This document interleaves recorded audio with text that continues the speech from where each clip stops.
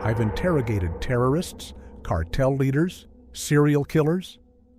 I've sat across from men who've done things that would make your stomach turn, and I've done it without flinching. 37 years old, 12 years with the FBI, and I thought I'd seen everything humanity had to offer. I was wrong. On August 14, 2024, I sat across a stainless steel table from something that wasn't human, something that had been captured 3 days earlier in the forests of northern Minnesota, something that could speak. And what it told me about humanity, about us, changed everything I thought I knew about the world. My name is Special Agent David Martinez, and this is my account of the only interrogation I've ever walked away from. The creature is still in custody. I am not. What happened in that room is classified at the highest levels. But I'm dying now. Pancreatic cancer, stage 4, maybe 3 months left, so classifications don't mean much anymore. This is what it said. This is what I learned. And this is why I can never go back. My name is David Martinez, Special Agent, Federal Bureau of Investigation, assigned to the National Security Branch, Counterterrorism Division. 12 years in the field. Before that, 6 years Army Intelligence, 2 tours in Afghanistan. I've been trained to extract information from hostile subjects, to read micro-expressions, to detect deception in 17 different languages. I thought I was prepared for anything. The cancer diagnosis came last month. Pancreatic adenocarcinoma, stage 4, already metastasized to my liver. The oncologist gave me 3 to 6 months, no treatment options beyond palliative care. I'm 37 years old, and I'm dying. That's why I'm writing this, not for redemption, not for forgiveness, but because what happened in that interrogation room on August 14th, 2024, needs to be on record somewhere outside of classified government servers that will never see daylight. I've conducted over 200 interrogations in my career. Taliban commanders, MS-13 lieutenants, domestic terrorists, child traffickers. I've sat across from the worst humanity has to offer and maintain professional detachment. That's the job. You can't let emotion interfere with information extraction. But nothing, absolutely nothing, prepared me for Subject 7. That's what they called it in the briefing. Subject 7. Captured on August 11, 2024, approximately 40 miles outside of Duluth, Minnesota, by a joint task force I wasn't part of. I didn't even know the task force existed until I received the call. Agent Martinez, you're being temporarily reassigned. Report to Site 17 by Aero 800 tomorrow. Bring no personal electronics. Tell no one where you're going. This is classification level above your current clearance. You'll be read in on arrival. Site 17 turned out to be a black site facility buried in the mountains of West Virginia. 3 hours by helicopter from Quantico, deep enough into restricted airspace that commercial flights don't even register on radar. The facility was small, maybe 20 personnel total, medical staff, security contractors, 3 senior intelligence officers, and me. They'd brought me in specifically for the interrogation because of my experience with hostile subjects and my background in behavioral psychology. They showed me photographs first. Crime scene images from the capture site. Deep tracks in soft earth, 18 inches long, 7 inches wide, 5 distinct toe marks with visible claw impressions. Stride length measured at approximately 6.5 feet between steps. Bipedal gait pattern. What am I looking at? I asked. Dr. Sarah Chen, the lead intelligence officer, handed me another photograph. This one showed the creature itself, sedated and restrained on a medical table. My first thought was that it was a hoax, someone in a sophisticated costume. Had to be. DNA results, Dr. Chen said, sliding a tablet across the briefing table. 3 independent labs, same results. I looked at the data. 58% Canis lupus, gray wolf. 27% grade 8 markers, specifically pan troglodytes, common chimpanzee. 15% unknown genetic material that didn't match anything in any database on Earth. "This is impossible," I said. "That's what the lab said too. But the specimen is real, Agent Martinez. Very real. And 3 days ago, it spoke to one of the medics. English. Broken, but unmistakable. That's why you're here." The briefing took 4 hours. Dr. Chen walked me through everything they knew, which wasn't much. Subject 7 had been captured using tranquilizer darts after it had been tracked for 6 weeks by a specialized team. The initial report had come from a forest ranger who'd found kills, deer, taken down with precision that suggested advanced predatory intelligence. The kills weren't typical of bear or wolf attacks. The cervical vertebrae were separated cleanly, suggesting knowledge of anatomy. Trail cameras had captured footage. Thermal imaging showed a heat signature approximately 7 feet tall, bipedal, moving through dense forest at speeds exceeding 30 miles per hour. The gait was wrong for any known animal, too controlled, too purposeful. When they finally cornered it, Subject 7 hadn't panicked. That detail caught my attention immediately. Cornered animals panic. They attack frantically or attempt escape. Subject 7 had assessed the situation, counted the number of personnel, noted the weapons, and then, according to the field report, sat down. Just sat down and waited. "It understood the situation," I said. "That's what we think," Dr. Chen confirmed.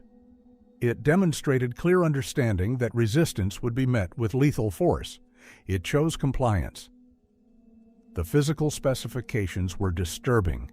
Height, 7 feet 4 inches, standing fully upright. Weight, 387 pounds. Muscle density approximately 40% greater than human baseline. Jaw strength estimated at 800/1000 psi based on dentition examination.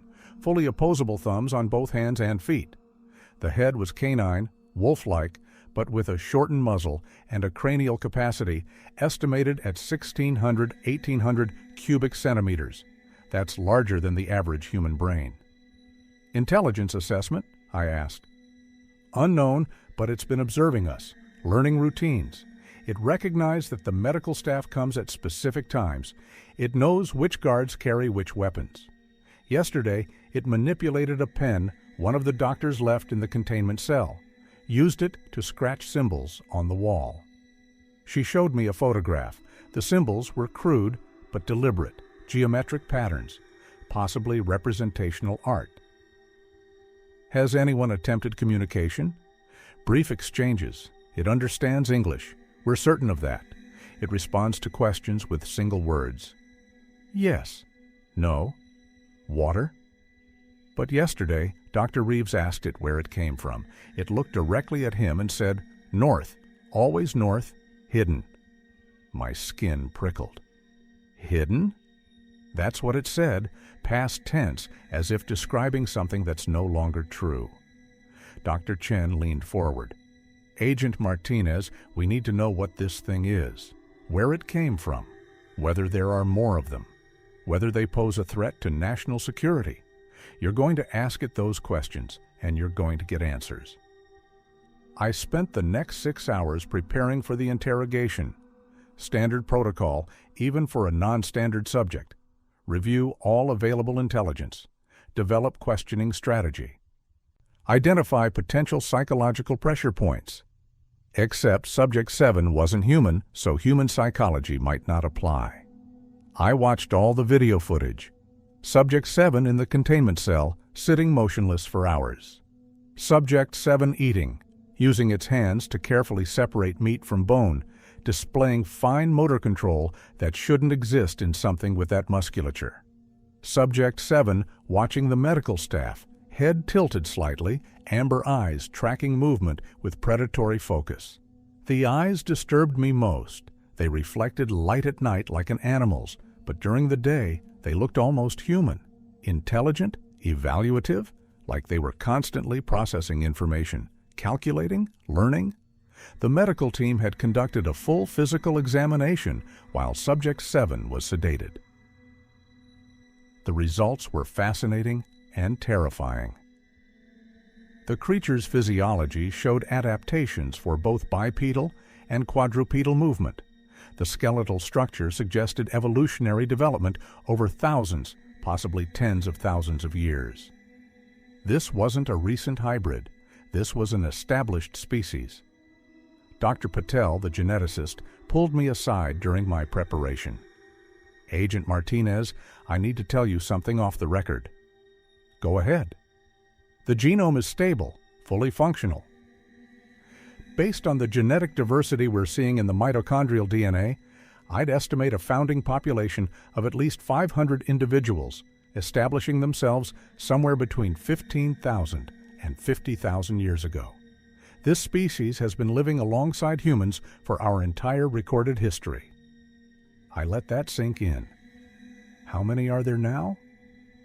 Unknown, but enough to maintain genetic viability. Hundreds, possibly thousands, and they've stayed completely hidden. How is that possible? Intelligence, Dr. Patel said simply. They're smart enough to avoid us, smart enough to understand what would happen if we knew they existed. That thought stayed with me as I prepared my questions. If Subject 7's species had survived this long by staying hidden, what did its capture mean? What would it reveal, and what would it protect? The interrogation was scheduled for 1,400 hours. I had 4 hours to develop a strategy for questioning something that might be as intelligent as I was, but thought in ways I couldn't predict. The interrogation room was standard design, 12 feet by 10 feet, concrete walls painted institutional gray, fluorescent lighting, one-way observation glass on the north wall. The only furniture was a stainless steel table bolted to the floor and 2 steel chairs, also bolted down. Subject 7 sat in the far chair, wrists restrained with reinforced steel cuffs that were themselves bolted to the table. Additional restraints secured its ankles to the chair legs. The security team had taken no chances. When I entered the room, Subject 7's head swiveled to track my movement. Those amber eyes fixed on me with an intensity that made my breath catch. I've been evaluated by dangerous men before, predators sizing up whether I'm a threat or prey. This felt different, more analytical, like I was being studied rather than assessed.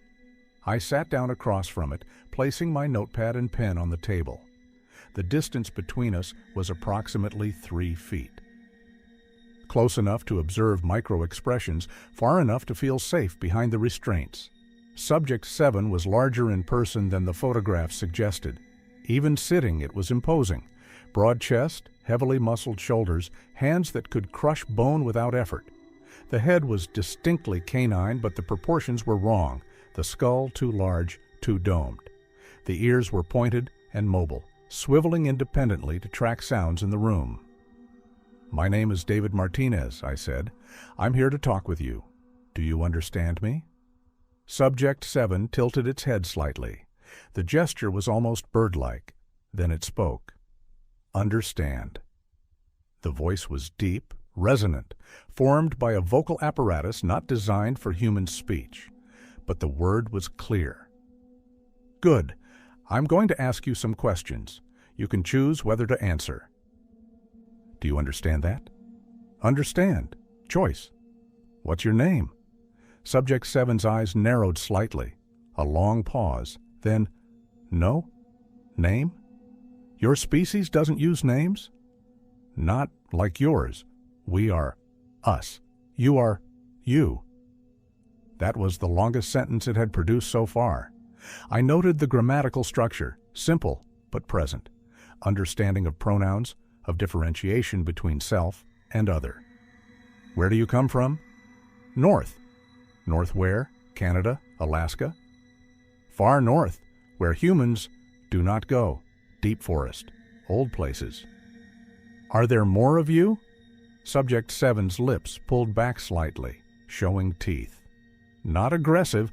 I'd seen the security footage of actual aggression. This was something else, almost amusement. Many? How many? Enough. I shifted tactics. How long have your people existed? Long before. Yours. We were here when ice covered Earth. We survived. We adapted. We hid. My pulse quickened. You hid from humans? Had to. Why? Subject 7 leaned forward as much as the restraints allowed. The movement was subtle but deliberate. When it spoke again, the voice carried weight. Because humans destroy what they cannot control. I kept my expression neutral, but that statement hit harder than it should have.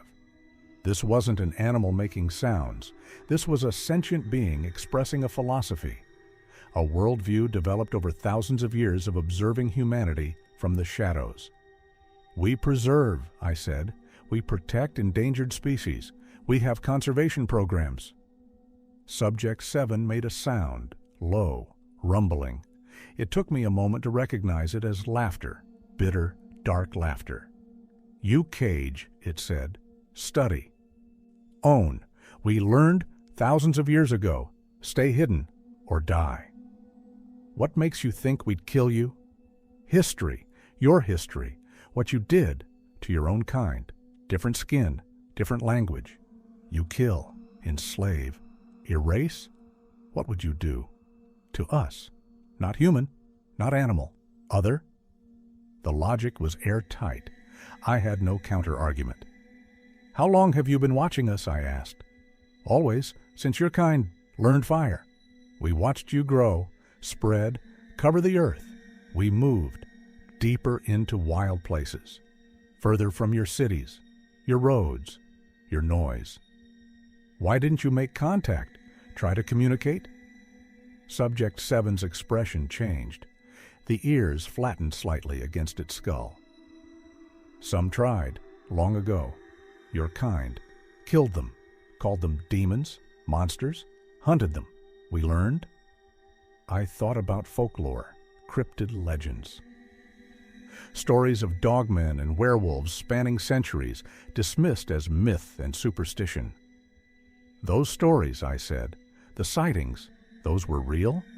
Some, most of your stories, wrong. We are not magic, not curse.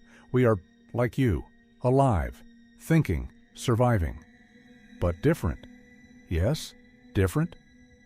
I let silence settle for a moment. In interrogation, silence can be more powerful than questions. It creates pressure, encourages the subject to fill the void. Subject 7 didn't fill it. It just watched me, perfectly comfortable with the quiet. What do you want? I finally asked. To leave? I can't let you leave. I know, that is why. I will tell you what you need to hear. That surprised me. You're volunteering information? You captured me. You will study me. You will try to find my people. You will fail. But you will try. So I tell you truth. Maybe you understand. Maybe you stop. Stop what? Searching, hunting, destroying. It is what your kind does best. I leaned back in my chair, reassessing. Subject 7 wasn't being interrogated. It was delivering a message. I was just the audience. You think you understand humanity? I asked. I have watched for a lifetime, many lifetimes. I see patterns. I see what you cannot see, because you are inside it. Enlighten me then. What do you see? Subject 7's amber eyes held mine. You are children playing with weapons. You worship intelligence, but you use it to destroy your own kind, your world, everything. That's a simplification. Is it? The interruption was sharp. Your wars, your pollution, your hunting for sport. You take more than you need. You destroy habitats. You poison water. You burn forests. You know what you do, and you do it anyway. We're trying to change. Environmental protection, conservation efforts. Too late, too slow. We watch. Your species rush toward cliff, and you argue about who pushed you. I felt defensive anger rising. And your species is better? We survive. We endure. We take what we need, nothing more. We do not poison our home. We do not hunt our own kind. We do not cage our young for profit. You're not part of civilization. You don't understand the complexity. I understand. You built towers, and you fill them with lonely people. You created connection, and you are more alone than ever. You mastered nature, and you're more afraid than ever. You call this progress? The observation cut deep. I lived alone in a city of millions. I had thousands of social media connections and no real friends. When the cancer diagnosis came, I had no one to tell. What do you call it? I asked quietly. Tragedy. I needed to redirect. This was becoming less interrogation and more philosophical debate, and Subject 7 was winning. Let's talk about your species, I said, your social structure, your culture. Why? Because I need to understand you. No, you need to categorize me, put me in box, make me knowable, safe, controlled. This is what humans do. Understanding is just another word for ownership. That's not fair. Fair? Subject 7's voice rose slightly. You drug me, chain me, bring me to this place. You take my freedom, and you want fair? You were hunting in areas with human presence. We had to investigate. I hunted deer, as I have always hunted, as my ancestors hunted, for thousands of years. Before your borders, before your laws, the land was ours, long before it was yours. We have jurisdiction. You have arrogance. The word carried contempt. You draw lines on maps. You claim ownership of what you did not create. The forest was there before your species walked upright, and you believe you own it. I changed tactics again. How many of your people are left? Enough to survive. Fewer than before. Your expansion pushes us to edges, remote places, cold places.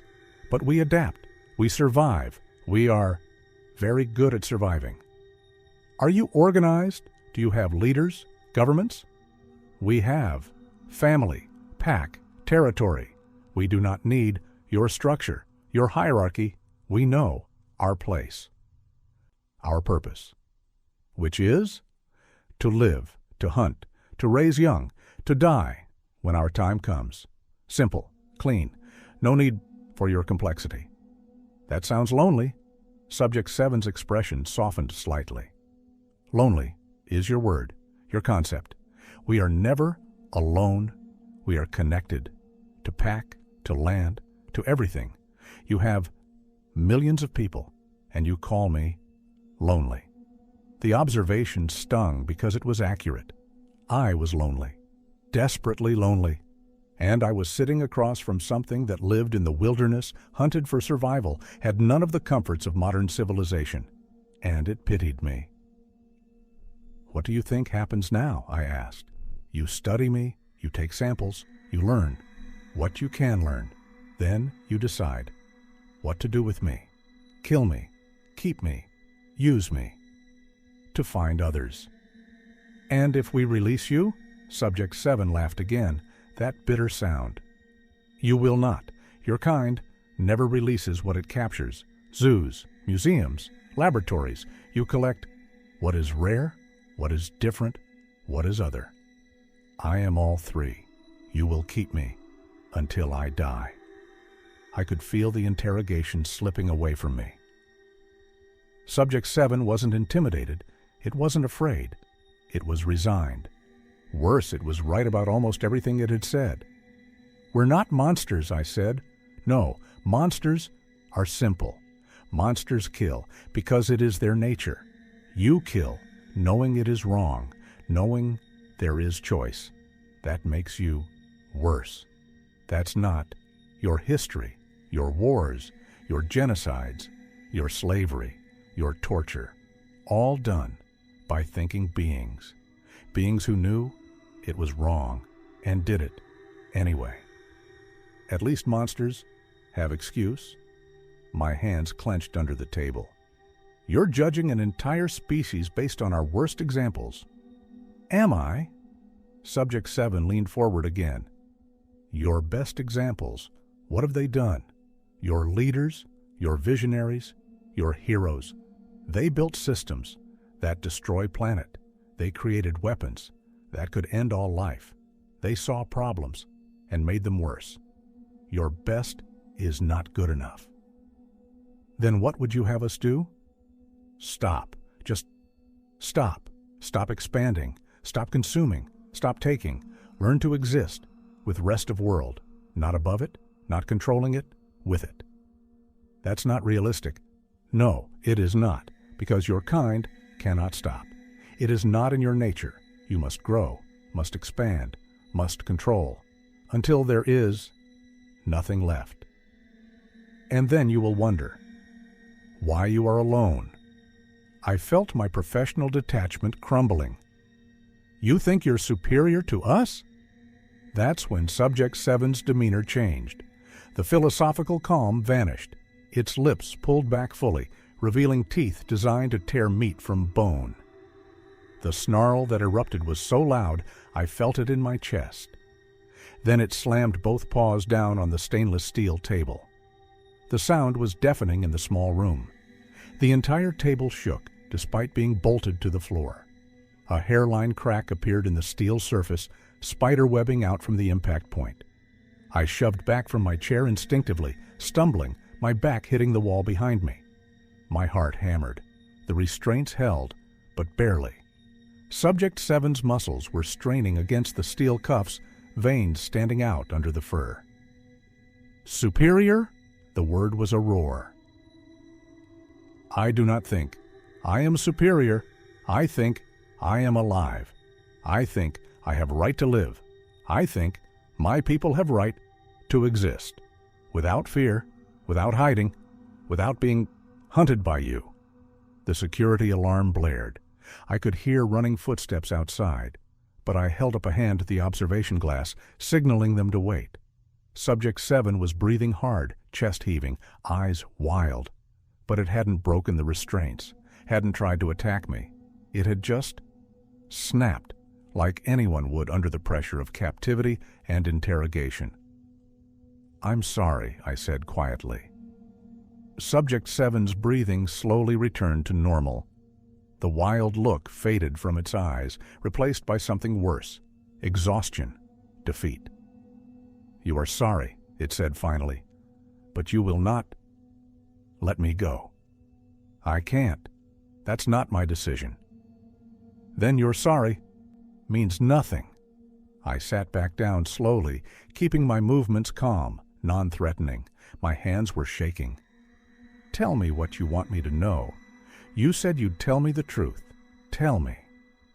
Subject 7 was quiet for a long moment. When it spoke again, the voice was softer, sad. We are dying, not me, my people. We are dying out. Your expansion leaves us nowhere to go. The wild places grow smaller every year. The prey grows scarce. The winters grow warmer.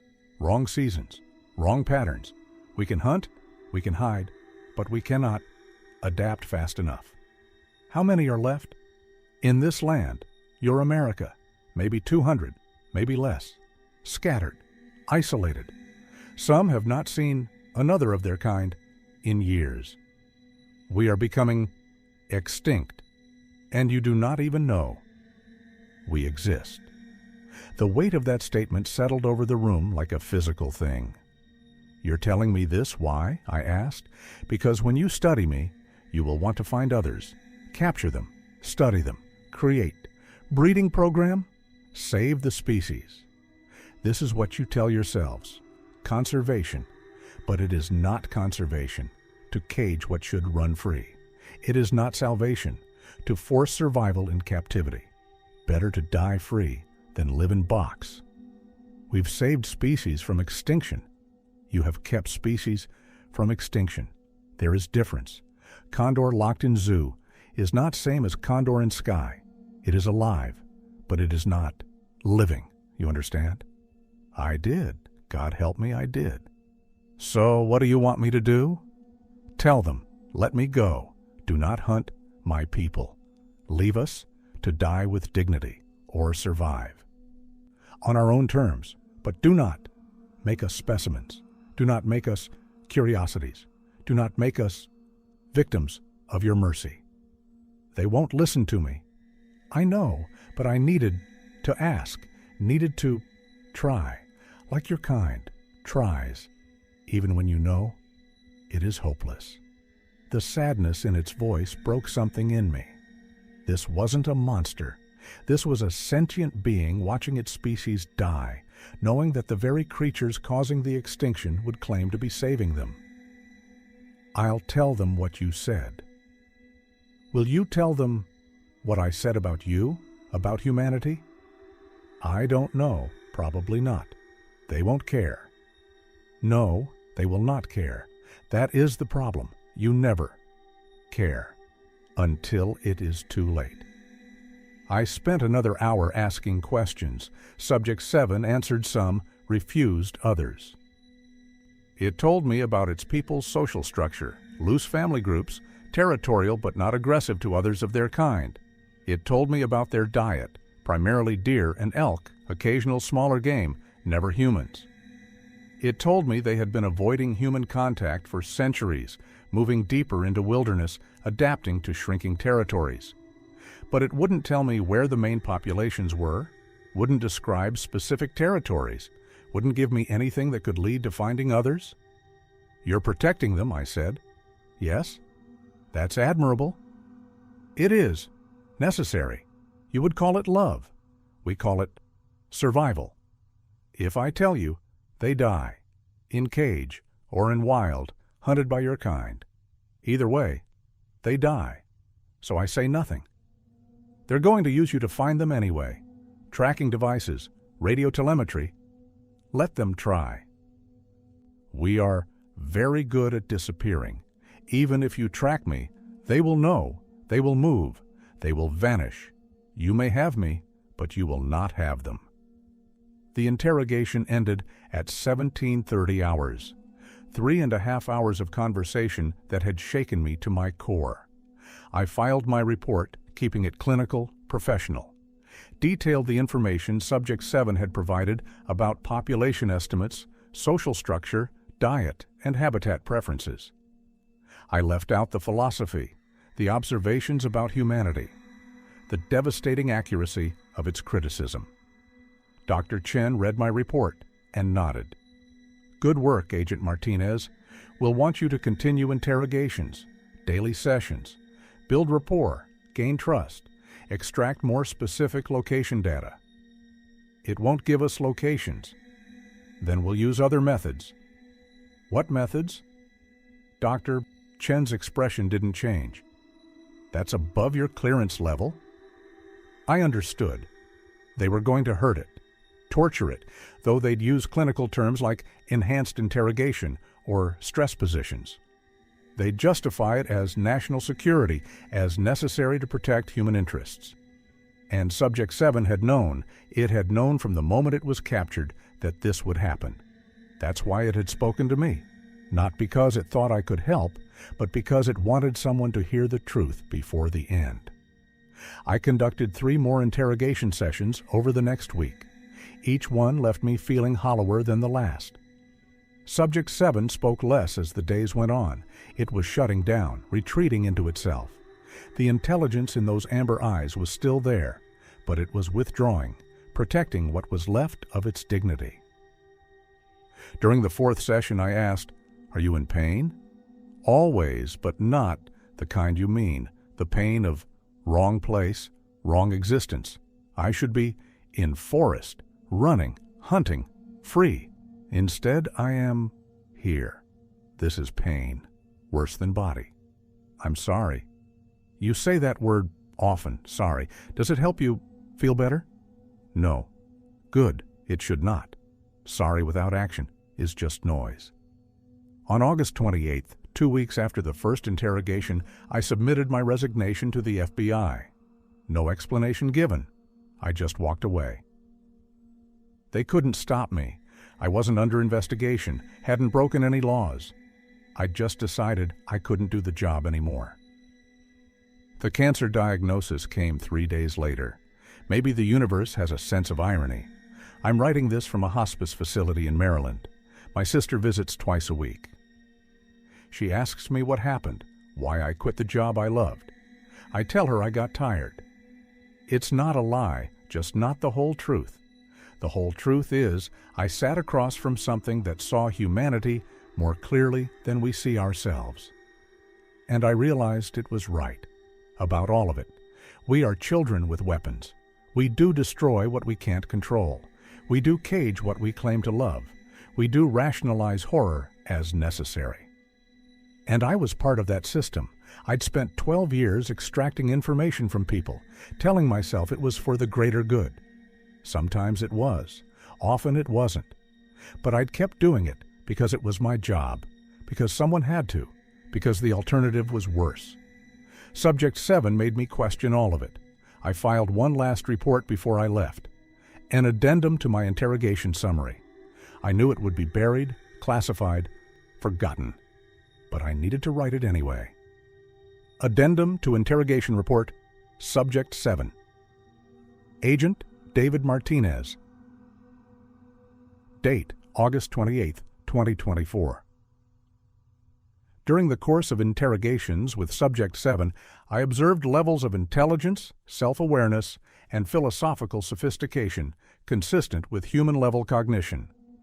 The subject demonstrated understanding of complex, abstract concepts, moral reasoning, and historical knowledge spanning thousands of years. Subject 7's species appears to be in rapid decline due to habitat loss, climate change, and human expansion. Population estimates suggest fewer than 500 individuals remain in North America, scattered across remote wilderness areas. The subject expressed clear preference for extinction over captivity. It stated, and I quote, "Better to die free than live in box." This statement reflects a level of autonomy and self-determination that demands ethical consideration. Recommendation: release of subject 7 to remote wilderness area with tracking device for continued monitoring. Establishment of protected habitat zones to allow remaining population to survive without human interference. I understand this recommendation will likely be rejected. I submit it nonetheless because it is the right thing to do. Subject 7 made numerous observations about human civilization, human nature, and humanity's relationship with the natural world. These observations were consistently accurate, philosophically sophisticated, and deeply disturbing. A complete transcript of these statements is attached. I can no longer in good conscience participate in this project.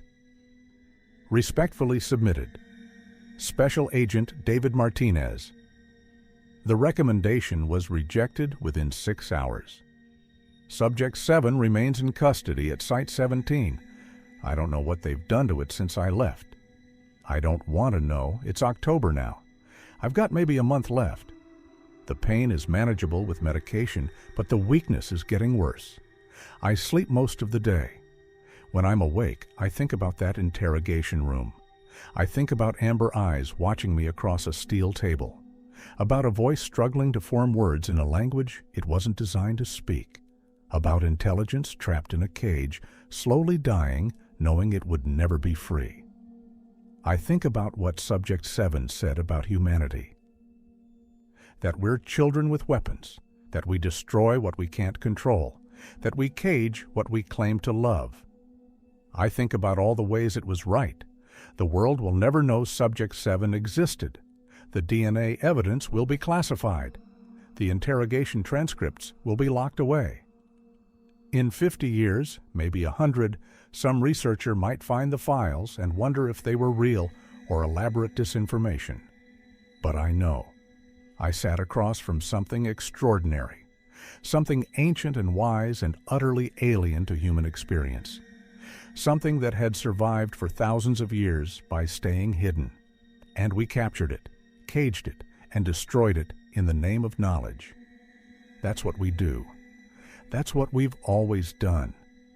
My sister asked me yesterday if I had any regrets. I told her yes, too many to count.